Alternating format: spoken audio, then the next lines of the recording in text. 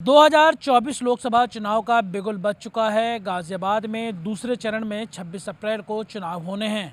इन सबके बीच सबसे अधिक जो लोगों को इंतज़ार है वो इस बात का है कि आखिर यहाँ का कैंडिडेट कौन होगा, क्योंकि अब तक ना बीजेपी ने पत्ते खोले हैं, ना कांग्रेस ने प्रत्याशी उतारा है और बीएसपी भी चुप्पी साधे बैठी है।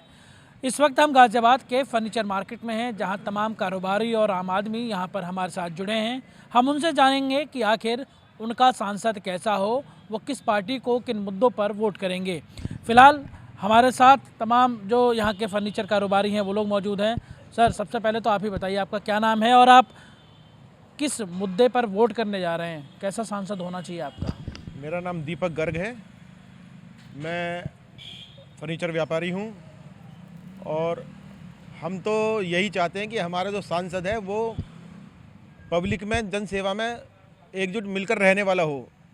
ये हमारे जो बाहर के सांसद हमारे उतारे जाते हैं वो कई टाइम तक मुलाकात नहीं करते हैं, इससे हमें कोई फ़ायदा नहीं होता है। हमारा सांसद एक अपना निजी सांसद हो जो हमारे शहर के बीच का हो।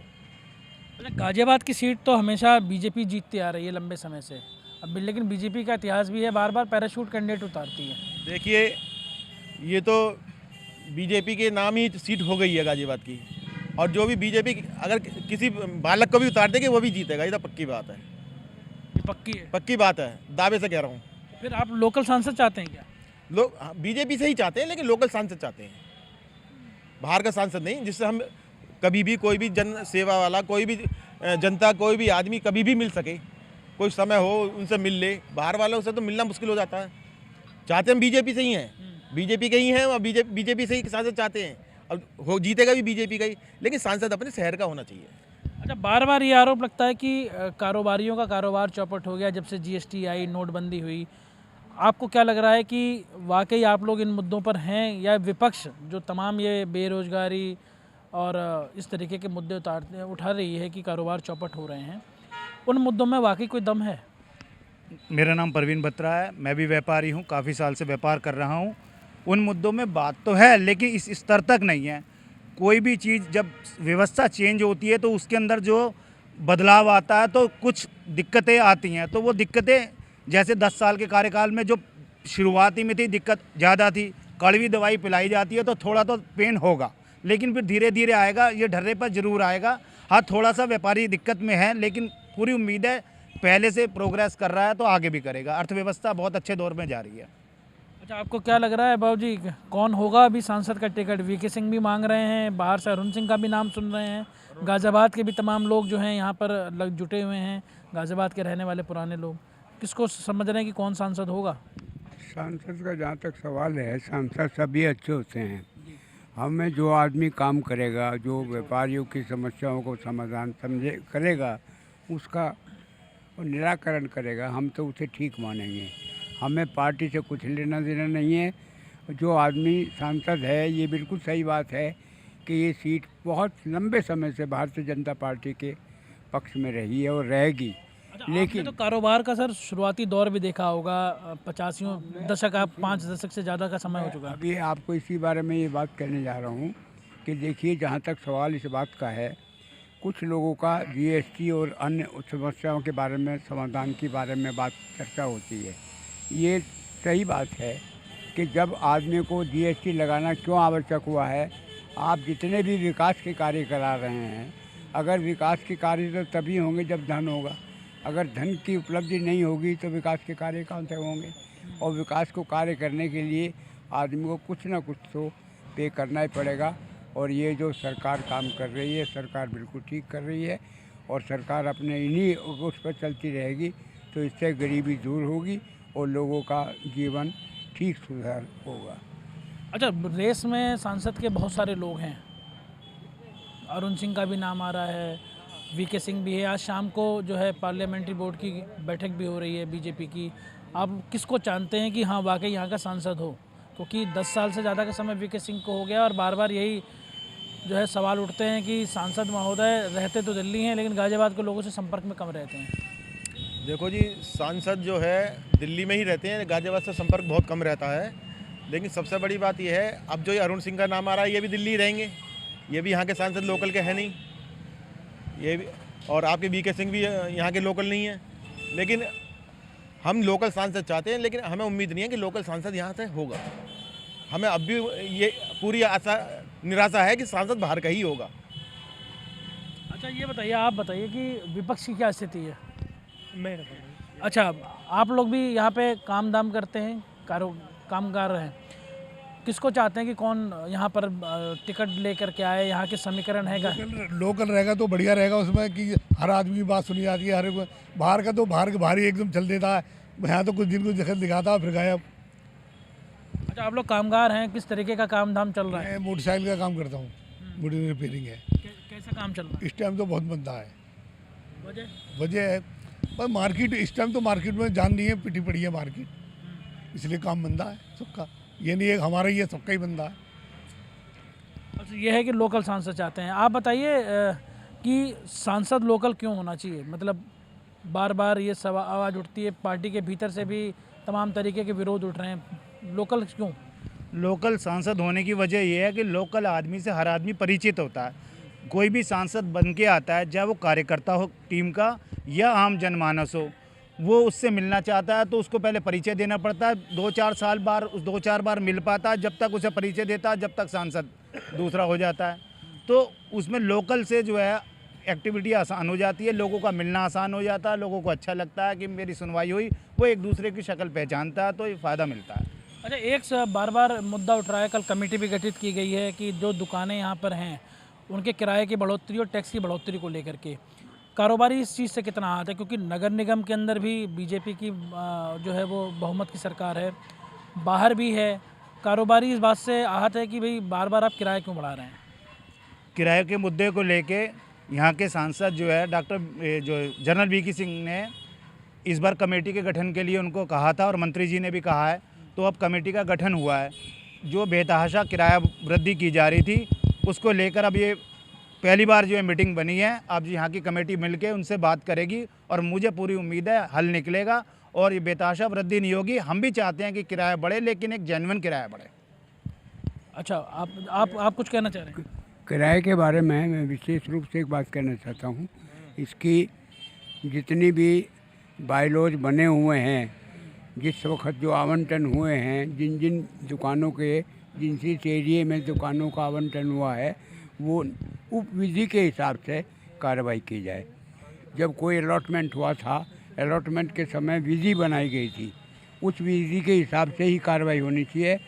नगर निगम को अपने स्तर से उप विधि को पास ओवर करने के बाद कोई अधिकार नहीं है किसी भी प्रकार का कि वो जैसा चाहे वैसा किराया बढ़ा दे। अच्छा, विरोध किस बात का है? किराया काफ़ी बढ़ाया जा रहा है क्या? हाँ, वो गलत बढ़ाया जा रहा है, ना इन्हें अधिकार है ना ये बढ़ा सकते। अच्छा, ये मुद्दा रहेगा कि इस इलेक्शन के अंदर अगर हाँ, ये बात मुद्दा है, मुद्दा ये रहेगा भी और मुद्दा चालू भी है। और इसके बारे में धरने कार्यक्रम भी चल चुके हैं, काफ़ी ऊपर तक इस पर संपर्क अभियान किया जा रहा है। और फिर दोबारा इस मंच के माध्यम से भी आवाज़ है कि इनका निराकरण किया जाए, जो उपविधियाँ बनी हुई हैं उनके अनुसार। इस बात को बयान में नहीं रखा जाता है। और मैं आपको इस बारे में एक बात और कहना चाहता हूँ कि जिस वक्त ये दुकानें बनाई गई थी या आवंटन की गई थी, उस वक्त देश में गरीबी थी। गरीबी के उत्थान के लिए ये इस व्यवस्था की गई थी। जिस व्यवस्था को की जाती है, आज अगर मान लीजिए किसी गरीब को घर दिया जाता है, तो ये नहीं कि 5 साल बाद उसकी कीमत बढ़ जाएगी तो कहने लगा जी हम दोबारा पैसा लेंगे। बिल्कुल नहीं लेंगे। अगर कोई चीज़ आज 4 लाख रुपए की दी जा रही है और कल अगर उसको 2 साल बाद उसकी कीमत 8 लाख हो जाती है, तो ये नहीं कि 4 लाख रुपए उसको दोबारा देने पड़ेंगे। जो उपविधि बनाई गई हैं उस उपविधि बनाई गई। अच्छा, ये बताइए क्या किराएदारी का मुद्दा जो है वो इस चुनाव के अंदर इफेक्ट डालेगा? क्योंकि व्यापारी इस बात को लेकर तो लामबंद है। व्यापारी बहुत ज़्यादा आहत है और ये किराए के मुद्दे से हम सब व्यापारी जो है इससे पहले तो हमने मन बना लिया था कि हम चुनाव का बहिष्कार करेंगे, लेकिन जब तक हमारी सुनी नहीं गई थी। लेकिन अब जब उन्हें ये पता लगा कि चुनाव का बहिष्कार करेंगे तो वो लोग आए, उन्होंने फिर कमेटी गठन की बात करी। उस कमेटी गठन को भी इन लोगों ने 1 महीना लगा दिया कि नहीं हुई। फिर हमने राज्य मंत्री हैं हमारे नरेंद्र कश्यप जी, उनसे बात करी तो उन्होंने इनको आदेश करा, तब जाके कमेटी हमारी गठित हुई है। अब हमें उम्मीद है कि इसमें इसका कोई ना कोई हल निकलेगा। और रही बात चुनाव की, जो मैंने आपको पहले ही बता चुका हूँ, स्थानीय सांसद वाली बात, एक स्थानीय सांसद हमारे यहाँ से सांसद चुने गए थे, सुरेंद्र प्रकाश गोयल, वो कांग्रेस पार्टी से थे। बीजेपी पार्टी अपने आप में देश में बहुत अच्छी है और देश को बहुत अच्छी तरह संचालित कर रही है, देश को रोशन कर रही है। लेकिन जो हमारा स्थानीय सांसद सुरेंद्र प्रकाश गोयल था, वो कोई भी पार्टी से ना कभी ऐसा सांसद होगा, ना हुआ है, ना होगा।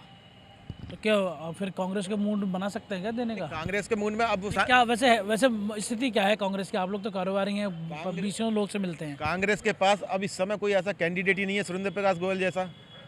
तो हम मूड बनाने वाली बात तो जब भी आएगी जब कैंडिडेट तो अच्छा हो। जो कैंडिडेट अच्छा होगा जब हम अपना दिमाग बनाएंगे, मूड बनाएंगे।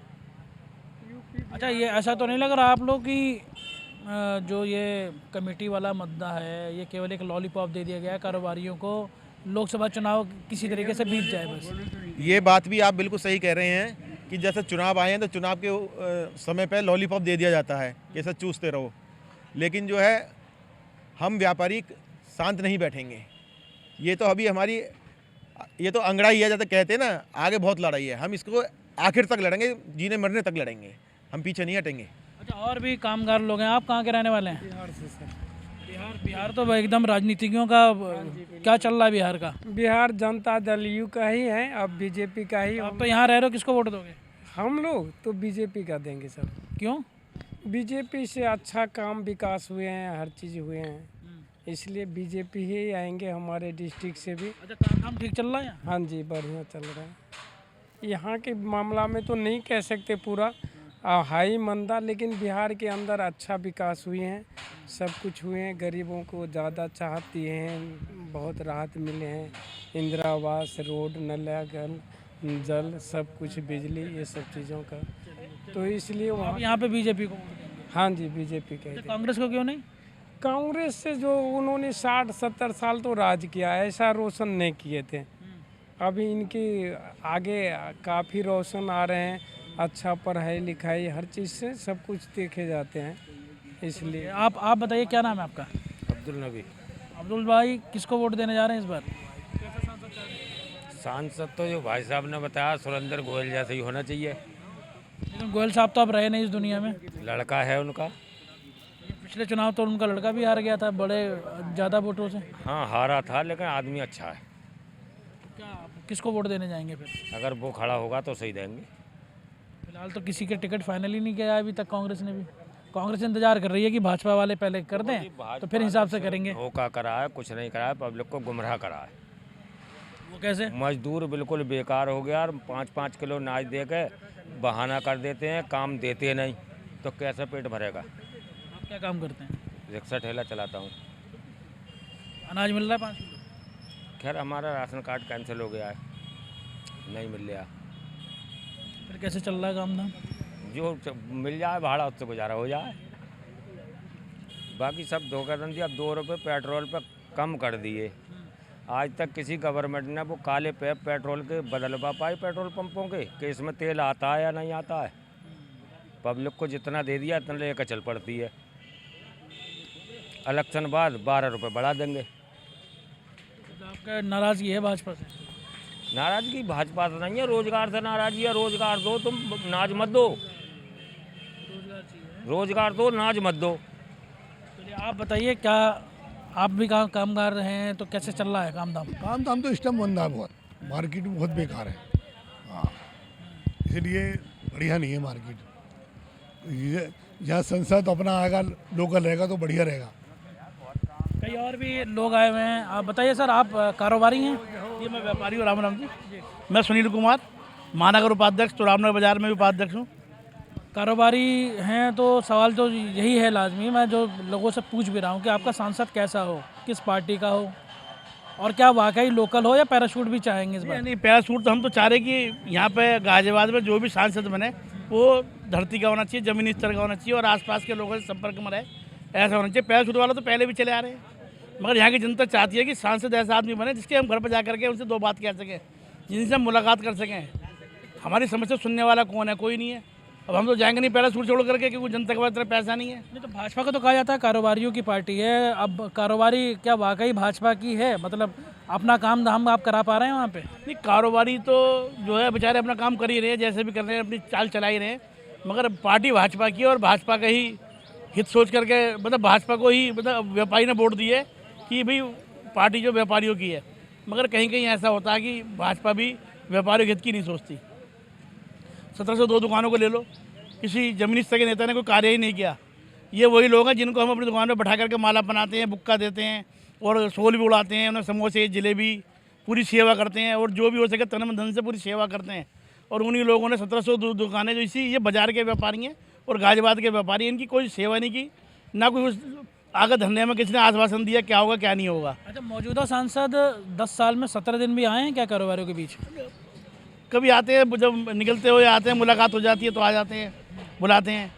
जब अब तो नज़र आ रहे हैं आजकल चल रहे हैं कि टिकट आज फाइनल होने वाला है, शाम को बैठक भी है, तो लग रहा है किसको चाह रहे हैं आपकी टिकट किसको होना चाहिए? तो यही चाहते हैं कि जो आदमी यहाँ काम करे पब्लिक उसी चुनना चाहेगी। यहाँ तो खैर भाजपा किसी को भी खड़ा कर दे वो तो जीते ही जीते, क्योंकि ये तो परमानेंट सीट है, उनकी लिखित में लिखी हुई है।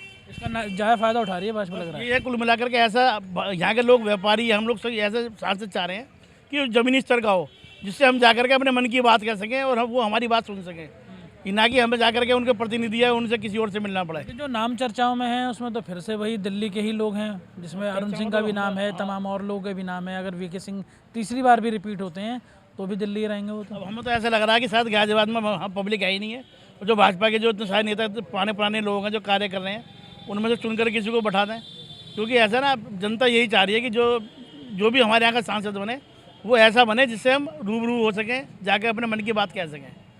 मन की बात कह सके। देखिए, एक तरफ प्रधानमंत्री लगातार लोगों की मन की बात करते हैं, उनसे तमाम मुद्दों पर बातचीत करते हैं, लेकिन यहाँ कारोबारियों से जब हमने इस पूरे मसले पर बातचीत की है तो वो साफ चाहते हैं कि जो उनका जनप्रतिनिधि हो दरअसल वो उनके मन की बात सुने, क्योंकि कई ऐसे मुद्दे हैं कारोबारियों के, गाजियाबाद के लोगों के, जिन मुद्दों पर वाकई सुनवाई नहीं हो पाती और इस बात को लेकर के लोगों की राय जुदा है। हम उम्मीद करेंगे कि आगे भी इसी तरीके से लोकसभा चुनाव के ऊपर आपको लोगों की राय दिखाते और सुनाते रहें। कैमरा पर्सन सनी के साथ मैं लोकेश राय, भारत समाचार डिजिटल के लिए।